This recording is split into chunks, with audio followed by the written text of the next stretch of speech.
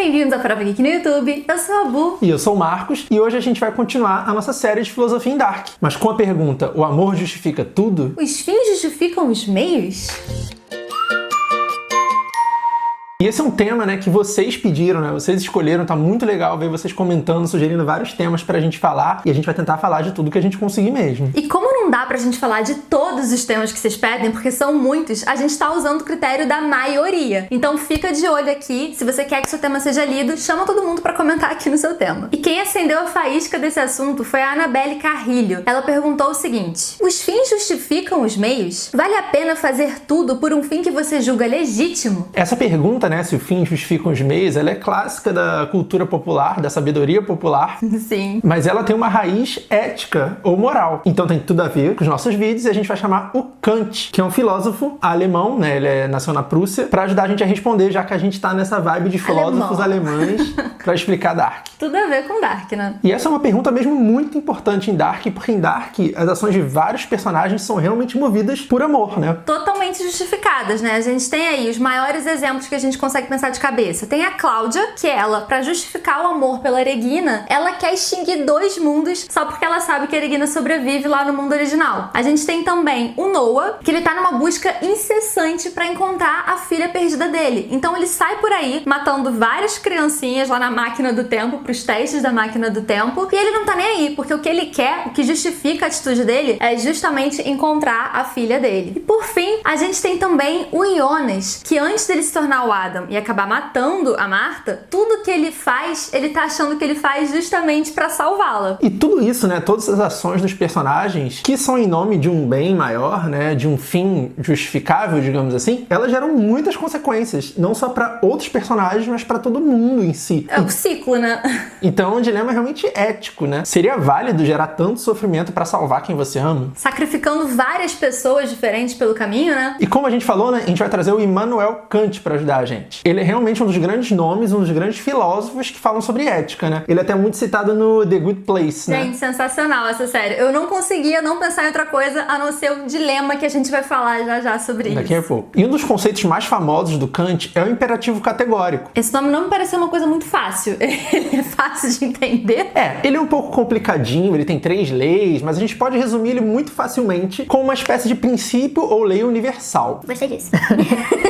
Que dizia que toda pessoa deveria agir da forma que ela acredita que seria benéfico para todo mundo se todo mundo agisse sempre daquela forma.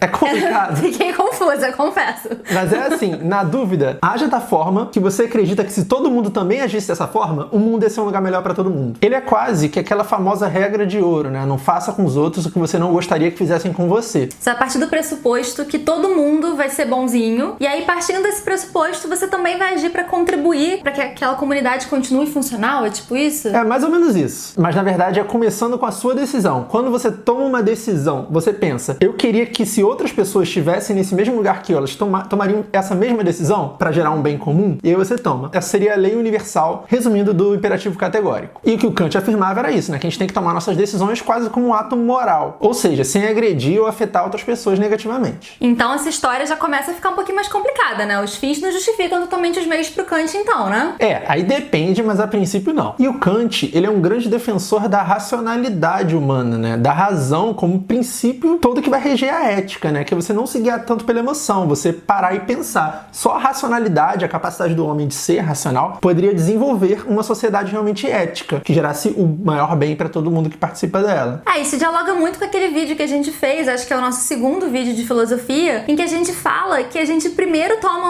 tem uma emoção, né? E depois você quer justificar aquela atitude que você fez baseada na sua emoção. Tudo indica que a gente não é tão racional quanto a gente acha que é, e como Kant acha que a gente pode ser também. Se você tá curtindo esse papo de filosofia, não se esquece de se inscrever aqui no canal e assinar o sininho de notificações para não perder nenhum vídeo dessa nossa playlist de filosofia. E para ilustrar essa questão, tem uma alegoria muito famosa, lembra que a alegoria, né? Quando o filósofo dá uma viajada de dorga, ele faz uma alegoria lá, que é o dilema do bonde. Trenzinho. Ai, gente, eu adoro. É a melhor forma de aprender, né? Eu aprendi isso com The Good Place. Fica aqui a dica, assistam. Tem The Good Place. Tem um episódio só sobre isso, que é muito divertido. E o dilema do bonde, ele é um experimento de pensamento na ética, né? né? Ele foi criado pela Philippa Foot, de através desse exercício da ética mostrar que as coisas são bem mais complexas do que elas parecem. Então vamos imaginar o seguinte cenário. Imagina que tem um bonde no trilho e ele tá desgovernado. O maquinista, sei lá, dormiu, não sei. E ele tá avançando sem freio. E nesse trilho tem 5 pessoas amarradas. E elas vão morrer atropeladas se ninguém fizer nada. O maquinista tá dormindo, desmaiou, e você tá bem naquele momento na frente de uma alavanca que se você puxar, o bonde vai mudar de trilho. Ele vai pro outro trilho. Ué, muda de trilho. Muito fácil. Mas, nesse outro trilho, tem uma pessoa amarrada também. Olha que coincidência, né? Não era tão simples, não ia ser tão simples, gente. Não seria um dilema, né? Então, se você puxar essa alavanca, você vai matar essa pessoa que tá lá amarrada também, poupando as outras 5.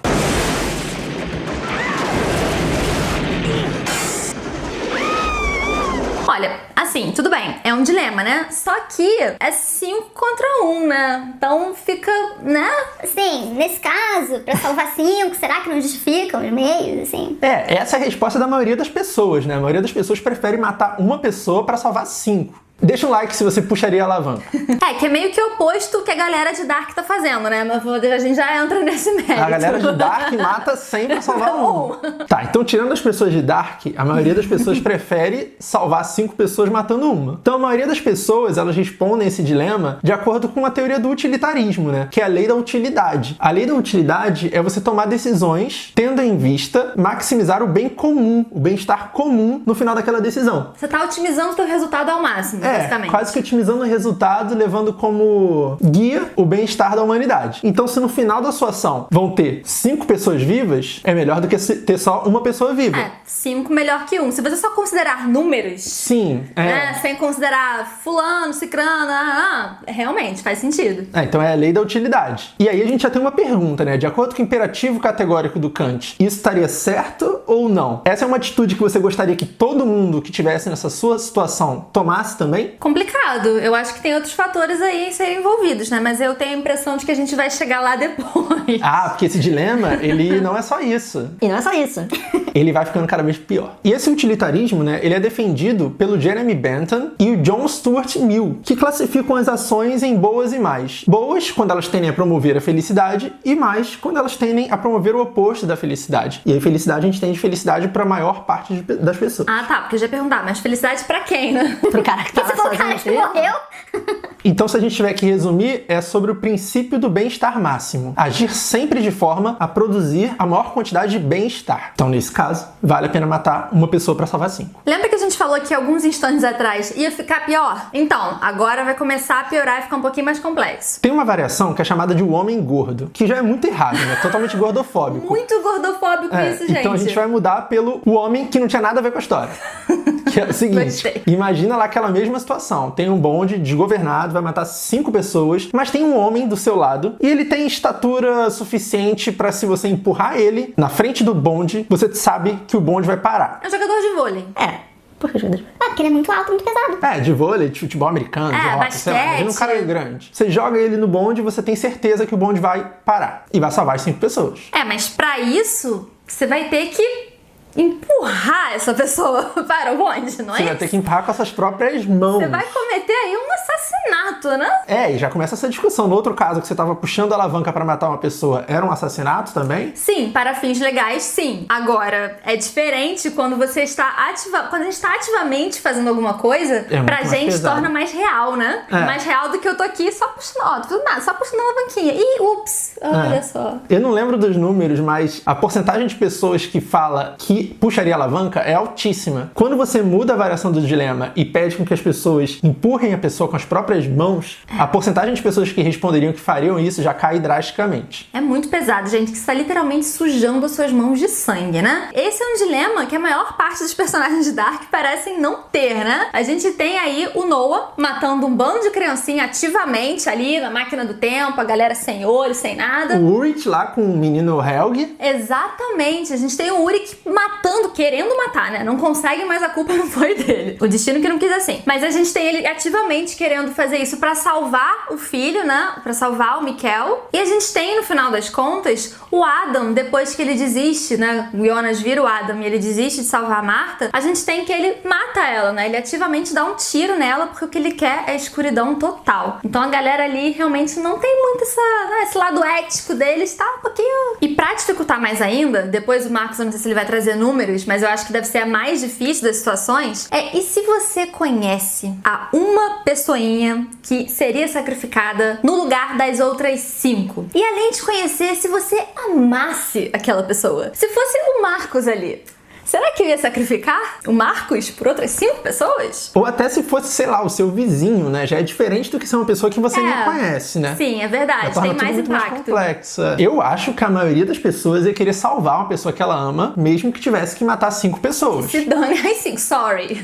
Ela deixaria o bonde passar pelas 5 pessoas e não puxaria a alavanca para salvar essa pessoa que ela ama. Mas, aí a gente volta pro Kant. Você gostaria que outra pessoa no seu lugar agisse dessa forma? É complicado. Porque teria mais chance de matar alguém que você conhece lá entre as 5 pra ela salvar a pessoa que ela ama. Então se todo mundo agisse assim, ia ser meio caótico o mundo, né? Ia ser muito dark, né? Que é todo mundo voltando no tempo e agindo pelos seus próprios interesses. Pra salvar os próprios, né? Pra salvar os próprios e o mundo pegando fogo. A galera de Dark faz isso então, né? A galera de Dark é isso. Eles mudam a alavanca só porque tem uma pessoa ali que eles amam, né? Exatamente. Eles não leram Kant ou eles não concordam com o imperativo categórico, né? Ele é alemão, ele era lá da Prússia, mas eles não concordam. E acham que vale a pena sim tentar salvar quem você ama, não importa as consequências, né? Pra eles, acho que quase todos, né? Pra quase todos, sim. O fim justifica os meios. Até o Tannhaus, né? Que é o princípio de tudo, ele cria lá a máquina do tempo pra salvar o filho e a família dele. Exatamente, ele quer salvar o filho e que se danem as consequências, né? Eu vou aqui criar uma máquina do tempo. Não sei o que vai dar. Qual a chance de dar ruim aqui mexendo no espaço-tempo? Nenhuma. Eu acho que isso da gente ser compelido a salvar aquela pessoa que a gente conhece e que se dane, não é que se dane, né? Mas assim, efeito colateral, né? Tipo, acontece. Eu acho isso interessante porque dialoga muito com aquilo que a gente falou de novo no outro vídeo, de que a gente age de forma emocional. E aí você tenta justificar depois a sua ação. Porque assim, numericamente, o racional de fato seria você salvar aquelas 5 pessoas. Ainda mais se você não fizesse nada, elas iam ser salvas. Se envolve puxar uma alavanca pra alterar o destino, tipo, o destino seria aquelas pessoas morrerem. E é o que Kant fala, né? A racionalidade. Vamos partir da racionalidade pra gente conseguir construir uma sociedade ética. Pois é, só que não é assim. O humano não foi feito dessa forma. A gente até falou no outro vídeo sobre o ganhador do prêmio Nobel, né? Que falou que a gente age conforme as nossas emoções. As emoções vêm primeiro e guiam a maior parte das nossas decisões. E uma das principais críticas ao utilitarismo é essa questão do auto-engano, né? Que seria de fato impossível as pessoas tomarem a decisão apenas pela racionalidade, que é exatamente o que a gente está falando, né? E outra crítica, né, é sobre a impraticabilidade do cálculo utilitário. O que isso quer dizer? Me perdeu. De que você não consegue, em muitos momentos, calcular o que vale mais, o que vai trazer mais bem-estar. Matar uma pessoa ou matar 5. Então tem, por exemplo, algumas variações desse dilema que falam: mas e se aquela pessoa que você vai matar é um médico que vai descobrir a cura da AIDS? Nossa. Não tem como calcular o valor, né? E ainda assim, talvez ele ainda não valha mais do que as outras 5 pessoas. Porque o que eu acho muito interessante, aliás, as pessoas falam muito isso, né? Mas poxa, você vai ajudar uma pessoa pobre, você vai ajudar algum necessitado, você não vai curar o mundo, todas as feridas do mundo com isso. Mas, gente, cada vida é uma vida, né? Cada pessoa é uma pessoa. Então, assim, aquela pessoa, para ela, é todo o seu universo, né? É tudo que ela conhece. E até no direito isso é mencionado, né? De que a vida humana, ela é incalculável, né? Não tem como calcular o valor dela. É imensurável. A gente pode fazer uma indenização por danos morais, mas você tá apenas isso, indenizando. Você não tá falando que a vida vale aquilo. Porque a gente não pode pôr um preço numa vida. Então, se uma vida, digamos então, que ela tenha valor infinito, 5 vidas não valem mais do que uma vida, porque uma vida por si só já é suficiente pra ter valor infinito. Exatamente. Até porque se aquela pessoa morre, tudo que o universo dela morreu junto com ela, né? Então, realmente, assim, você vai falar que vale mais? E por isso que os críticos do utilitarismo falam tanto que é impraticável você fazer esse cálculo utilitário. Imagina, cada decisão que você toma. Nossa, essa é muito difícil. Uma coisa que eu achei muito interessante em Dark é que todo mundo ali acaba matando alguém, ou quase matando, tendo a intenção de matar, por um bem maior, por amor, né? Agora, a Cláudia, ela ela acaba matando, só que ela mata ela mesma. É a Cláudia do mundo 1 matando a Cláudia do mundo 2 pra depois se passar por ela. Então, assim, como é que ficaria esse dilema, assim? Porque você se matar por um bem maior poderia ser uma coisa altruísta, mas não é exatamente você. É outro você, com outra consciência, né? Então assim, nesse caso eu acho que foi assassinato. Você acha que foi homicídio? Acho que foi assassinato. Acho que foi homicídio também. E o que vocês acham? Deixa aí nos comentários pra gente. Comenta aqui pra gente. E esse foi o nosso vídeo, tentando responder a pergunta se o amor justifica tudo. E aí, qual a sua conclusão? Ai, nossa, pega de surpresa aqui. Eu concordo com o Kant. O Kant tem um ponto aí, gente. Porque eu acho que racionalmente eu seria aquela pessoa justiça. Não, claro que não. No fim, não justifica os meios. Mas como eu acabei de falar, se fosse o Marcos ali, eu já ia estar falando, não, gente, olha só, né, poxa. Que bom, que bom. E pra você? Pra mim também seria muito difícil. Eu acho que no impulso, acho que você vai salvar quem você ama, não tem jeito. Mas eu acho que o Kant, ele realmente tem uma ideia ali que faz sentido, seria o ideal pra sociedade, mas o ser humano é guiado pela emoção. Então não tem como. Kant, sua ideia foi linda, mas não é impraticável. Eu concordo com os críticos do utilitarismo. E vocês? Deixem nos comentários pra gente sua resposta também. E se você gostou desse vídeo, não se esquece de se inscrever aqui no canal e assinar o sininho de notificações. Ativar o sininho. Tem que ativar, gente, porque senão ele não vai mostrar pra vocês todos os vídeos aqui do canal. Então é isso. Um abraço. Um beijo e até a próxima. E até a próxima.